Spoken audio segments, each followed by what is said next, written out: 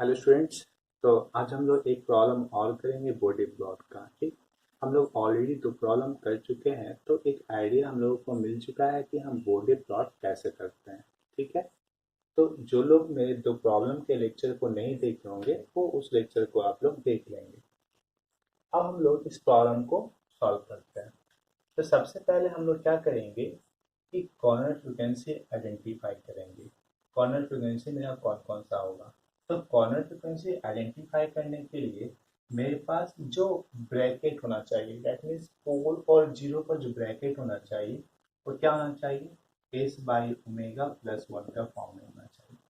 ठीक, अगर इस फॉर्म में अगर होगा तो ये जो ओमेगा होगा, ये ओमेगा क्या देगा, मेरा कॉर्नर फ्रीक्वेंसी देगा। ठीक है, तो ये जो ट्रांसफर फंक्शन मेरा है ये ऑलरेडी मेरा इस फॉर्म में है। नहीं, आप देख रहे हैं हर जगह पे one plus S by omega, one plus S by omega, one plus S by omega, one plus S by omega already given है। तो हमको इस फॉर्म में अरेंज करने का जरूरत नहीं है। हम सीधा इस ट्रांसफर फंक्शन का हेल्प लेकर के हम इसके कॉर्नर फ्रीक्वेंसी को आइडेंटिफाई कर सकते हैं। ठीक, तो हम सबसे पहले क्या करते हैं, एक टेबल बनाते हैं। ठीक है, जैसे कि हम पिछले दो प्रॉब्लम में जो हम लोग टेबल बनाए थे, सेम टाइप का टेबल हम लोग यहाँ पे भी बनाएंगे। तो सबसे पहला पार्ट मेरा क्या था, फैक्टर। ठीक है, फैक्टर। देर आफ्टर क्या था मेरा, कॉर्नर फ्रीक्वेंसी। कॉर्नर फ्रीक्वेंसी, ठीक है। इसके बाद मेरा क्या था, स्लोप कंट्रीब्यूशन। Slope contribution. इसके बाद क्या था मेरा, net slope.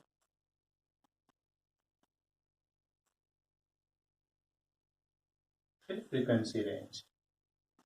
Frequency, I think ये टेबल बनाने के बाद बहुत ही आसान हो जाता है इसका बॉर्डर प्लॉट करने में। नहीं, आप लोग ऑलरेडी क्वेश्चन बनाए होंगे बुक से, तो वहाँ पे भी देखे होंगे कि अगर हम ये टेबल को बना लेते हैं तो मेरा जो प्लॉट होगा हम आसानी से उसको ड्रॉ कर सकते हैं। तो सबसे पहला फैक्टर मेरा क्या है, कौन सा फैक्टर हम लेंगे, कांस्टेंट लेंगे। फर्स्ट नंबर कांस्टेंट लेंगे, कांस्टेंट टेन। ठीक, इसका कोई कॉर्नर फ्रीक्वेंसी नहीं होगा। स्लोप कंट्रीब्यूशन कितना होगा, 0 dB पर डी के। ठीक है, नेट स्लोप कितना होगा, जीरो। फ्रीक्वेंसी रेंज को हम लोग लास्ट में लिखेंगे। सेकेंड नंबर, सेकेंड नंबर कौन सा फैक्टर होगा, वन बाई एस स्क्वायर। इसका भी हम लोग कॉर्नर फ्रीक्वेंसी नहीं लिखते हैं।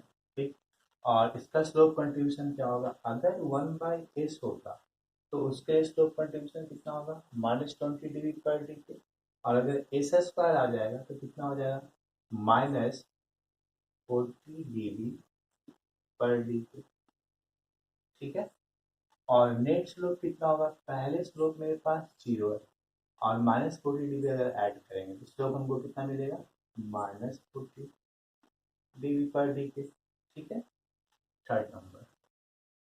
थर्ड नंबर में देखिए तो सबसे लोएस्ट कॉर्नर फ्रीक्वेंसी कौन सा है। देखिए यहाँ पे 10 है, 50 है, 30 है, 200 है। ये आपका लोएस्ट है, तो फैक्टर कौन सा मिलेगा आपको, वन प्लस एस बाई 10 का होल स्क्वायर। ठीक है, तो इसके लिए कॉर्नर फ्रीक्वेंसी मेरा कितना होगा, 10 रेडियन पर सेकेंड। ठीक है, अब बताइए ये मेरा क्या है, ये मेरा जीरो है, तो जीरो के लिए स्लोप कितना होगा, +20 dB पर डी। और यहाँ पे स्क्वायर है तो इसके लिए स्लोप कितना हो जाएगा, 40 dB पर डी। तो इसका जो कंट्रीब्यूशन होगा ये कितना होगा, +40 dB पर डी। ठीक है, तो -40 में अगर +40 ऐड करेंगे तो कितना आ जाएगा, जीरो। ठीक, फोर्थ नंबर। बताइए तो 10 के बाद नेक्स्ट कॉर्नर फ्रीक्वेंसी कौन सा मिलेगा आपको, 30 मिलेगा। तो फैक्टर कौन सा होगा, one by one plus S by 30। One divide by one plus S by 30। ठीक है, इसका कॉर्नर फ्रीक्वेंसी कितना हो गया, 30। ये आपका पोल है, इस पोल की वजह से स्लोप कंट्रीब्यूशन कितना होगा, -20 dB पर डी। ध्यान से इसको समझिए, ये अगर आप समझ गए मतलब इसका प्लॉट आप आसानी से ड्रॉ कर लेंगे। ठीक, अब देखिए पहले जो स्लोप था मेरे पास 0 था, उसमें -20 डिग्री अगर ऐड करेंगे तो नेट स्लोप कितना आएगा, -20 डिग्री पर डी के। ठीक, नेक्स्ट फिफ्थ नंबर। अब बताइए तो 30 के बाद नेक्स्ट कॉर्नर फ्रीक्वेंसी आपको कौन सा मिलेगा, 50। तो फैक्टर कौन सा है, 1 + s/50। ये हो जाएगा 1 + s/50। ठीक, और इसका कॉर्नर फ्रीक्वेंसी कितना होगा, 50। ठीक, और ये आपका जीरो है तो जीरो की वजह से स्लोप कितना होगा, +20 dB पर डी के। पहले स्लोप कितना है, -20 था, अब +20 ऐड कर देंगे तो कितना हो जाएगा, 0 dB पर डी के, नहीं 0 dB पर डी के। ठीक, नेक्स्ट फैक्टर 50 के बाद कौन सा कॉर्नर फ्रीक्वेंसी है आपके पास, तो 200। ठीक, तो आपका फैक्टर कौन सा होगा, 1/1 + s/200। ये हो जाएगा 1/1 + s/200। इसका कॉर्नर फ्रीक्वेंसी मेरा कितना हो जाएगा, 200। ठीक है, ये आपका पोल है तो पोल की वजह से मेरा स्लोप कितना होगा, -20 dB पर डी के। ठीक, तो पहले स्लोप कितना था, 0, -20 ऐड करेंगे कितना हो जाएगा, -20 dB पर डी। ठीक है, तो ये मेरा 4 कॉलम कंप्लीट हो गया, लास्ट वाला अब आपका रह गया। तो लास्ट वाले को हम कैसे फिलअप करेंगे, देखिएगा। हम कहाँ से स्टार्ट करते हैं, कौन से फ्रीक्वेंसी से स्टार्ट करते हैं, 0.1 से स्टार्ट करते हैं। तो सबसे पहले हम क्या करेंगे, 0.1 से स्टार्ट करेंगे। ठीक, ये 0.1 से हम लोग कहाँ तक जाएंगे, ये जो होगा फैक्टर 10 के लिए जो फ्रीक्वेंसी हम लेंगे, फ्रीक्वेंसी कहाँ पे लेंगे, 0.1 पे लेंगे।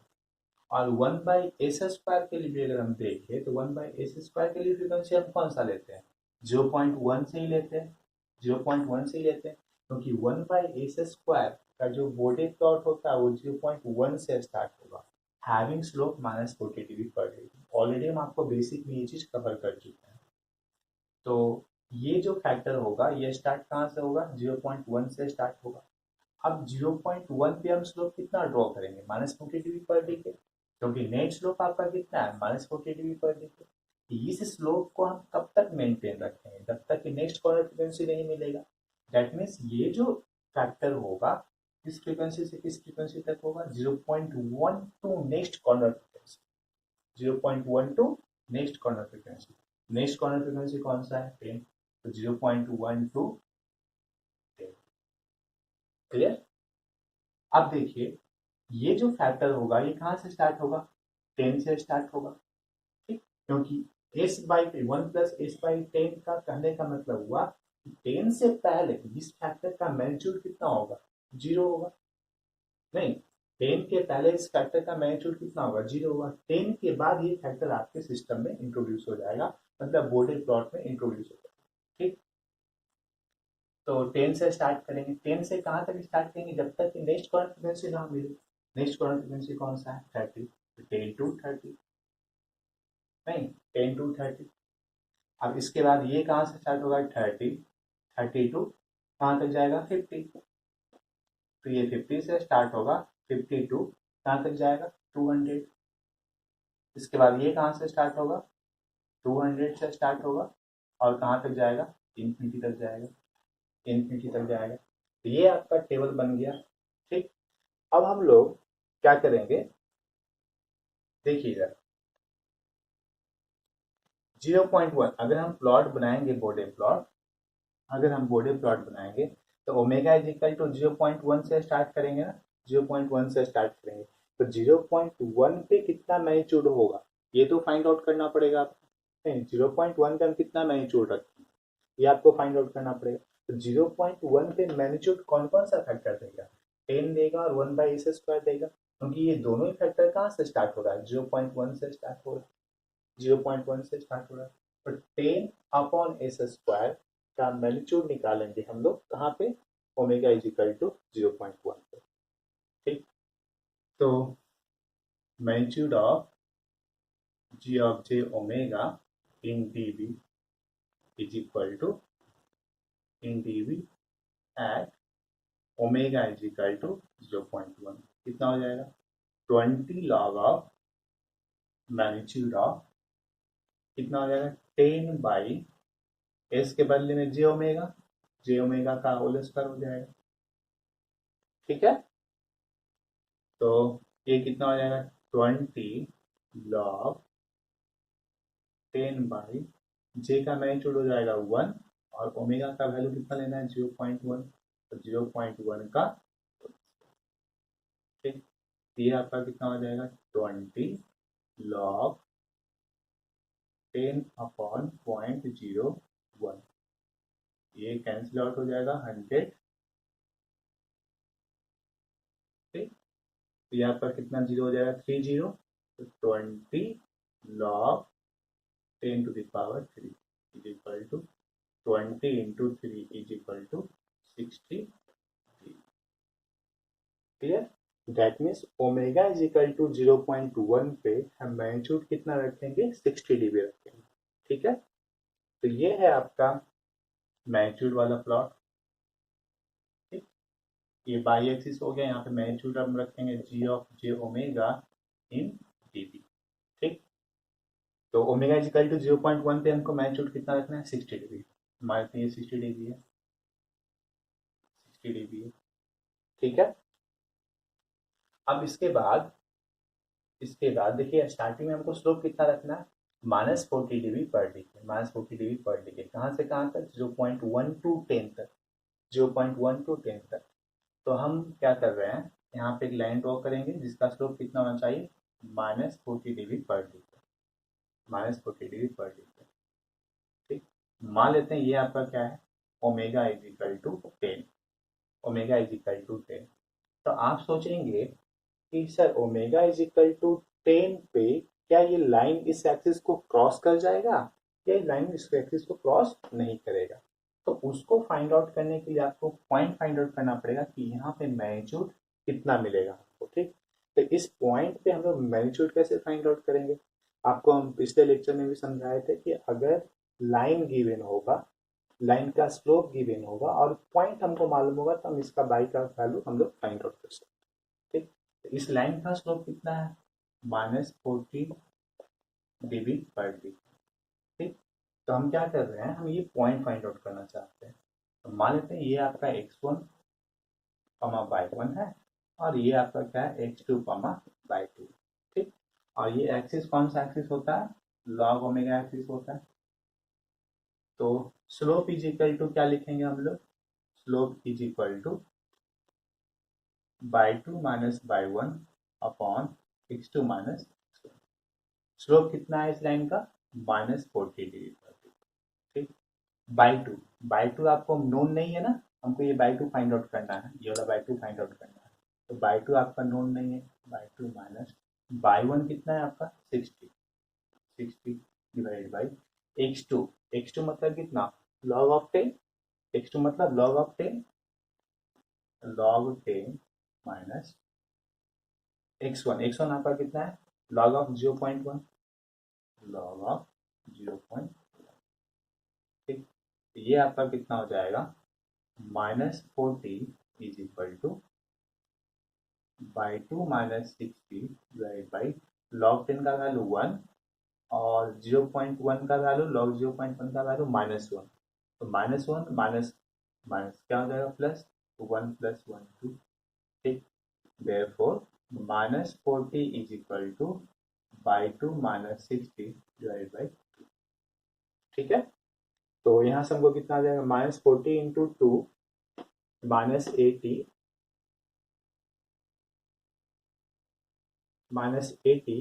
और +60 तो कितना आ जाएगा by2 is equal to -20, by2 is equal to -20। अब देखिए by2 का वैल्यू कितना मिला हमको -20 मिला, -20 मिला। इसका मतलब ये हुआ कि ये जो पॉइंट होगा, ये पॉइंट आपका क्या क्या होगा निगेटिव होगा। निगेटिव निगेटिव करने का मतलब क्या, इस लाइन के नीचे नहीं, इस लाइन के नीचे। तो हम ये जो लाइन ड्रॉ किए हैं, ये लाइन आपका कहाँ तक जाएगा नीचे की तरफ जाएगा। और ये वाला पॉइंट आपका कितना हो जाएगा, ये मैग्नीट्यूड आपका कितना हो जाएगा, -20। क्लियर हुआ? ठीक। अब इसके बाद दैट मीन्स ये ओमेगा 10 नहीं होगा, ओमेगा 10 कौन सा होगा, ओमेगा 10 आपका ये वाला होगा, ओमेगा इज इक्वल टू 10। ठीक। आप क्या कीजिए, इसको हम मिटा रहे हैं, इसको आप लोग नोट कर सकते हैं ताकि उनको स्पेस मिलेगा नेक्स्ट आगे के कैलकुलेशन करने के लिए। ठीक।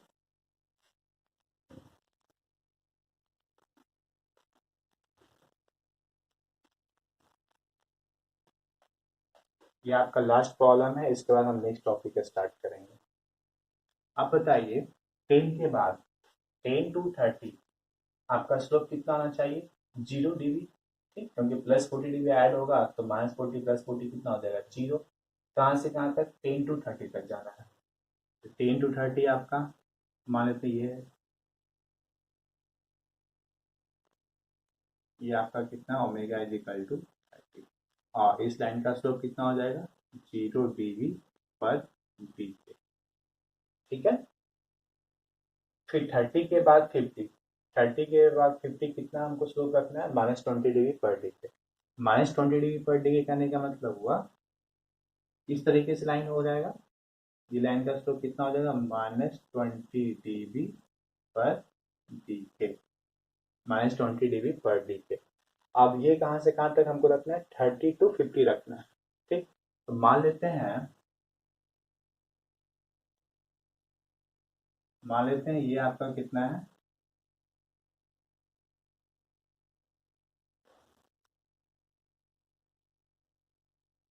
ये आपका कितना, ओमेगा इज इक्वल टू 50 है। ठीक, ओमेगा इज इक्वल टू 50 है। इसके बाद 50 to 200 आपको स्लोप कितना रखना है, 0 dB पर डीके, 0 dB पर डीके। तो 50 to 200 0 dB पर डीके करने मतलब पैरेलल हो जाएगा। ये आपका क्या यहाँ पे होगा, ये आपका 200 पे आएगा। ये पॉइंट कौन सा होगा, omega is equal to 200, omega is equal to 200। और इस लाइन का स्लोप कितना होगा, 0 dB पर डीके, 0 dB पर डीके। ठीक है। इसके बाद अगर आप देखेंगे तो 200 टू इन्फिनिटी स्लोप कितना रखना है, -20 dB पर डीके। मतलब इसके बाद जो होगा ये क्या होगा, -20 dB स्लोप मेंटेन करेगा, मतलब इस लाइन के पैरेलल होगा। इस लाइन का स्लोप आपका -20 dB पर डीके, इस लाइन का स्लोप कितना, -20 dB पर डीके। इस लाइन के पैरेलल जाएगा ना ये लाइन। ठीक, ये लाइन ऐसे जाएगा 200 टू इंफिनिटी, और इस लाइन का स्लोप हम लोग क्या लेंगे, -20 dB पर डीके। ठीक है। तो ये जो आपका प्लॉट मिला, यही आपका क्या है, बोडे प्लॉट, बोडे प्लॉट। ठीक। तो आप चाहेंगे, देखिए हम यहाँ पे क्या किए, हम सिर्फ एक पॉइंट फाइंड आउट किया, हम एक चीज चेक करना चाहते थे क्या, कि ये जो लाइन होगा ये इंटरसेक्ट करेगा या नहीं करेगा, मतलब इस लाइन के नीचे पॉइंट जाएगा ये बाई 2 और ऊपर जाएगा। अगर ये ऊपर जाता तो उसके बाद तो ये लाइन आपका पैरेलल हो गया, तो आपको यहाँ पे पॉइंट फाइंड आउट करने का जरूरत नहीं, क्योंकि यहाँ पे जो मैग्नीट्यूड होगा वही मैग्नीट्यूड यहाँ पे भी होगा, दोनों जगह पे मैग्नीट्यूड आपका सेम होगा। लेकिन जब हम नेक्स्ट लाइन जब हम ड्रॉ करते हैं जिसका स्लोप कितना रखते हैं, -20 dB पर डीके, तो हम फाइंड आउट करते हैं कि ये जो पॉइंट है फिर से इस एक्सिस को इंटरसेक्ट कर रहा है या नहीं कर रहा है। तो इस पॉइंट को फाइंड आउट करके चेक करेंगे, अगर करेगा तो लाइन को नीचे लेके आएंगे, और अगर नहीं करेगा तो लाइन को हम लोग ऊपर ही रखते हैं। सिंस इस केस में आप क्या देखे थे कि ये जो लाइन है, ये जो लाइन है आपका बोडे प्लॉट का लाइन, ये बाई एक्स एक्सिस को, ओमेगा एक्सिस को क्या किया, इंटरसेक्ट कर दिया। इसके बाद हमको जरूरत नहीं पड़ा हमको फाइंड आउट करने का कि हमको कहाँ पे इंटरसेक्ट कर रहा है या नहीं कर रहा है। बट हम लोग चाहेंगे तो फाइंड आउट कर सकते हैं, इस पॉइंट को भी फाइंड आउट कर सकते हैं, और ये वाला पॉइंट आपका सेम ही हो जाएगा। तो ये है आपका Bode plot for this transfer function. Next topic, इसके बाद नेक्स्ट टॉपिक हम क्या, मेरा क्या है कि मेरे पास बोडे प्लॉट गिवन होगा, बोडे प्लॉट क्या होगा, गिवन होगा, और इस बोडे प्लॉट का हेल्प लेकर के हमको ट्रांसफर फंक्शन फाइंड आउट करना पड़ेगा। समझे? मतलब बॉडी प्लॉट मेरा गिवन होगा और प्लॉट का हेल्प लेकर के हमको क्या फाइंड आउट करना है, ट्रांसफर फंक्शन फाइंड आउट करना है। ठीक है, तो इसको हम अगले लेक्चर में डिस्कस करेंगे। Thank you.